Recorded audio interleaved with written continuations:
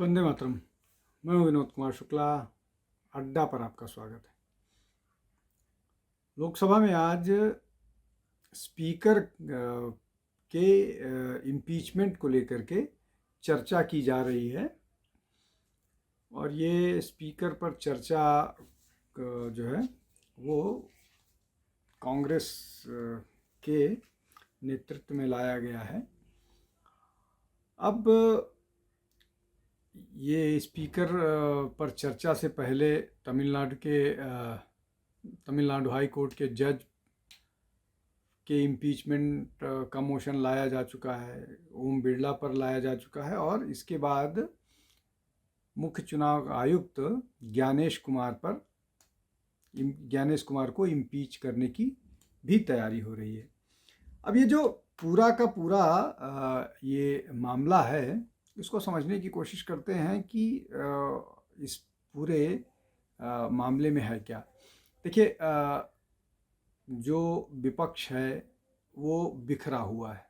विपक्ष के पास विपक्ष में एकता है नहीं और ओम बिरला के मामले में तृणमूल कांग्रेस से समर्थन के लिए ये शर्त रखी गई कि वो ज्ञानेश कुमार के इम्पीचमेंट में सहयोग करेंगे। ये इस तरह की शर्तों के साथ काम हो रहा है। इसका मतलब ये कि इस बात को लेकर के सहमति नहीं है कि जो पूरा का पूरा है मामला, ओम बिरला के ऊपर पक्षपात वाला आरोप, उस पर विपक्ष जिसमें INDI अलायंस है वो उसके कॉन्स्टिट्यूएंट सहमत नहीं है। एक बात ये हो गई। दूसरी बात कि इस मामले को लेकर के जो वक्ता हैं उन्होंने अपनी अपनी बात रखी कि क्या क्या मामले हैं, किस किस तरह से ओम बिरला ने कंडक्ट किया है पूरे उसको। और ये दूसरा टर्म है, सेकेंड कंसेक्यूटिव टर्म है जब ओम बिरला लोकसभा के स्पीकर के पद पर काम कर रहे हैं। अब इसमें जो मैंने 2-3 बातें बताई, उसके अलावा ये जो पूरा का पूरा विपक्ष है और विशेष रूप से कांग्रेस, विपक्ष में विशेष रूप से कांग्रेस, उसकी एक इंटिमिडेट करने की टैक्टिक्स है। वो लगातार ये दबाव बना करके रखना चाहती है जिसके कारण उनको कुछ कंसेशन मिले। अब उसमें अगर ये जो मोडस ऑपरेंडाई है पूरा कांग्रेस का, उसमें ध्यान दीजिए कि आरोप कौन लगाएगा। नेता प्रतिपक्ष राहुल गांधी लगाएंगे, उपनेता प्रतिपक्ष राहुल गोगोई लगाएंगे, KC वेणुगोपाल लगाएंगे और ये एक बाकायदा योजनाबद्ध तरीके से किया जाता है जिससे जो है दबाव में आए।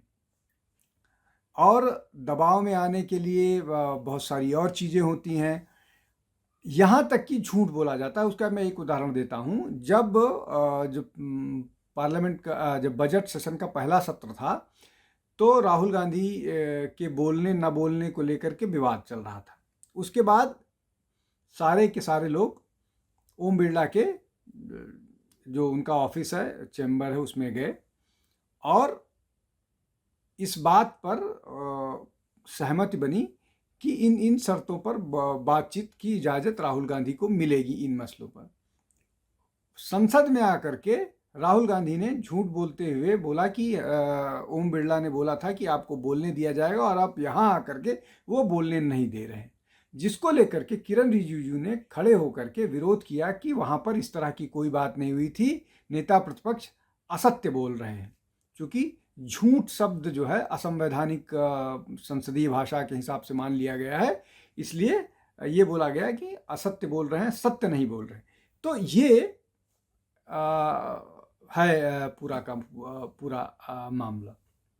अब ये जो इंटिमिडेशन वाली टैक्टिक्स है, इसकी जड़ में जाने की कोशिश करते हैं, समझने की कोशिश करते हैं क्या है।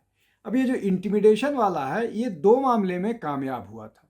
2024 के लोकसभा चुनाव में जब संविधान बदल देंगे और आरक्षण खत्म कर देंगे, इसको लेकर के सरकार पर आरोप, मतलब भाजपा पर आरोप लगा था और उसका फ़ायदा उनको मिला था। और इसीलिए जो राहुल गांधी की पार्टी है वो 99 लोकसभा जीत करके आई। अब मैं उसका अभी का उदाहरण दे रहा हूँ। अभी लगातार इस तरह की बात की जा रही है कि जो गल्फ में वॉर हो रहा है उस पर सरकार कुछ नहीं कर रही है। तेल के दाम बढ़ रहे हैं, अभी गैस के दाम सिर्फ बढ़ाए गए हैं, बाकी सरकार ने बता दिया है कि अभी हमारे पास 50 दिन का ऑयल रिजर्व है और बाकी जो अल्टरनेटिव सोर्सेज हैं उनसे बातचीत चल रही है। ये सारी बातें, लेकिन लगातार सरकार पर यह दबाव बनाया जा रहा है कि इस मामले में प्रधानमंत्री का बयान नहीं आ रहा है। जब लड़ाई अमेरिका, ईरान और इजराइल की हो रही है तो उसमें भारत की कौन सी भूमिका है, भारत की क्या भूमिका है? ये बोला जा रहा है कि वहाँ पर 1 करोड़ भारतीय फंसे हुए हैं, ईरान में लगभग 8,000 के आसपास भारतीय फंसे हुए हैं। तो जब सरकार पिछले 2 महीने से 2.5 महीने से एडवाइजरी जारी कर रही है तो वहाँ से लोग क्यों नहीं हटे? ईरान की मैं बात कर रहा हूँ, बाकी देश में इस तरह की स्थिति नहीं थी, लेकिन बार बार ईरान की बात की जा रही है, बार बार ये कहा जा रहा है कि आप आयतुल्लाह खुमैनी के उस पर कंडोलेंस तक करने नहीं गए, जबकि विदेश सचिव जो है मिस्री, उन्होंने जाकर के ईरान एम्बेसी में जाकर के कंडोलेंस जो रजिस्टर है उसको उसमें मैसेज लिखा। लेकिन ये भी एक तरह की इंटिमिडेशन टैक्टिक्स है जिससे सरकार जो विपक्ष की मंशा है, जो विपक्ष का जो वोट बैंक है, उसको जो कैटर करने की कोशिश रहती है लगातार, इसलिए कि ईरान की लड़ाई में उनका सिर्फ और सिर्फ जो है वो मुस्लिम वोट बैंक है, उससे बियॉन्ड कुछ नहीं। खैर, वापस यहाँ पर विषय पर आते हैं। अब ये जो इंटिमिडेशन वाली टैक्टिक्स है, ये राहुल गांधी लगातार या उनकी पार्टी लगातार करती रहती है। उसी इंटिमिडेशन टैक्टिक्स का एक और 2-3 और उदाहरण बताते हैं। इजराइल वॉर को मतलब ये जो 7 तारीख को, जब 7 अक्टूबर 2023 को शुरू हुआ, उसके बाद से शुरू हुआ है और तब से सोनिया गांधी 4 राइटअप्स जो है वो फिलिस्तीन के समर्थन में लिख चुकी हैं। फिलिस्तीन के समर्थन में बस्ता टांग कर प्रियंका गांधी घूम रही थी। उसके अलावा जब राहुल गांधी बात करते हैं तो वो घूम फिर करके भारत की कमजोरी, चाइना की मजबूती बताने की, दिखाने की अपने भाषणों में कोशिश करते हैं। इसके अलावा जो महत्वपूर्ण बात है कि अभी जब एक निकोबार जो आइलैंड है वहाँ पर एक बेस बनाने की बात चल रही थी, तो उसको लेकर के भी सोनिया गांधी ने इन्वायरमेंटल कंसर्न्स दिखाते हुए एक बड़ा सा राइटअप लिखा। अब वो सीधे तौर पर इस तरह का आरोप, जो सुरक्षा विशेषज्ञ हैं वो आरोप लगा रहे थे कि वो सीधे तौर पर वहाँ पर बेस बनने पर चाइना को हम चेक कर पाने की स्थिति में होंगे, हम स्ट्रेटजिकली बहुत मजबूत होंगे। तो क्या ये पूरी की पूरी जो रणनीति है, उस रणनीति में सरकार को लगातार सरकार पर दबाव बना के रखा जाए और ऐसा कोई काम कराया जाए जिससे बाकी बाहरी लोग प्रभावित हों? अब इसमें इंटिमिडेशन टैक्टिक्स पर एक और बात करते हैं। हालांकि बहुत स्पष्ट नहीं है कि किन कारणों से जो पूर्व उपराष्ट्रपति हैं वो उन्होंने त्याग पत्र दिया, कारण स्पष्ट नहीं है। लेकिन जो कुछ सूत्र हैं वो ये बताते हैं कि इस इंटिमिडेशन के दबाव में वो आ गए थे और इस इंटिमिडेशन के दबाव में बहुत सारी चीजें संभावित सी हो गई थी जो सरकार को शायद डैमेज कर सकती थी, और वो संवैधानिक तौर पर भी मतलब उनका कोई जस्टिफिकेशन नहीं था। इस तरह की बातें जो सूत्र हैं वो बताते हैं, कह रहे हैं। तो ये क्या जो टैक्टिक्स इस्तेमाल की गई और उसका प्रभाव दिखा जगदीप धनखड़ पर, उसी तरह की टैक्टिक्स ओम बिरला पर लाने की कोशिश की जा रही है। हालांकि इसको कहीं भी किसी भी सरकारी सूत्र ने ऐसा नहीं कहा कि ये कारण है, इसलिए कि उन कारणों के बारे में कोई खुलकर कभी नहीं बोलेगा। लेकिन जो सूत्रों के हवाले से खबरें आती हैं वो इस तरह की बातें बता रहे थे। अब इसके अलावा जो मामला है कि संसद में व्यवहार कैसा होता है, संसद में आप व्यवहार कैसा करते हैं। आपके नेता चाहे कल्याण बनर्जी हों, चाहे राहुल गांधी हों, चाहे महुआ मोइत्रा हों, चाहे तृणमूल कांग्रेस की एक और सांसद हैं वो, ये सारे लोग इन संवैधानिक संस्थाओं का मजाक उड़ाते हैं। इन पर मजाक उड़ाना भी उसी दबाव बनाने की रणनीति का हिस्सा है। चाहे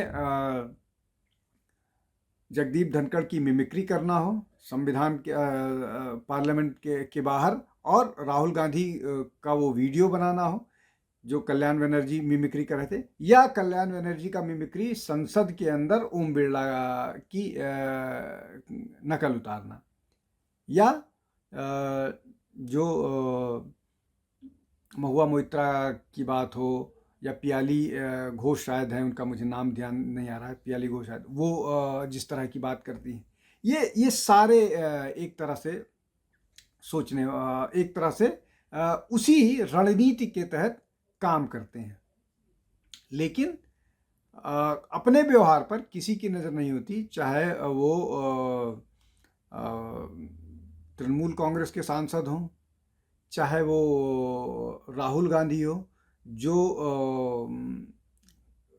ब्लिंक करते हैं, जो घूम करके अपनी कुर्सी से आकर के प्रधानमंत्री को संसद में गले पड़ते हैं प्रधानमंत्री के। कल्याण बनर्जी के बारे में मैंने आपको बताया ही।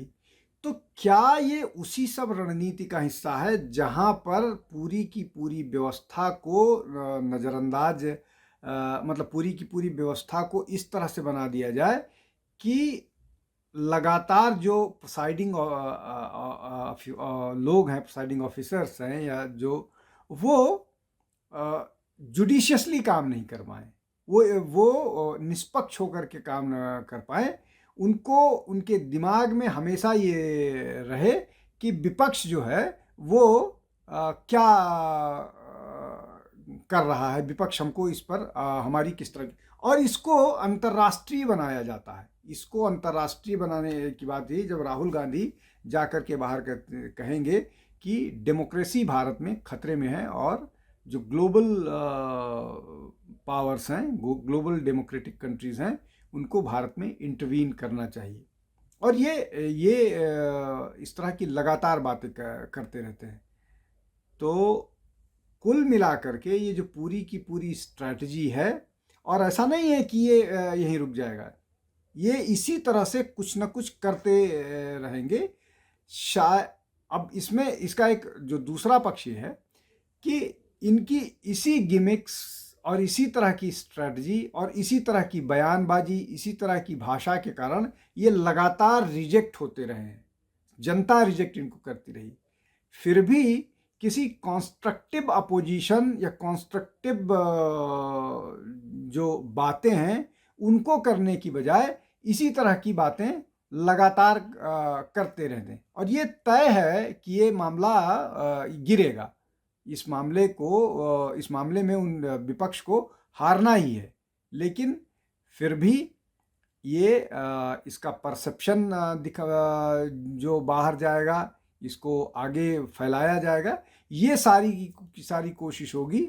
और एक बड़ा वर्ग जो है वो इनमें से पिक चूज करेगा और वो करके वही खबर बनाएगा और उसमें भी दोषी बनाने की कोशिश करेगा, पक्षपात पूर्ण बनाने की कोशिश करेगा।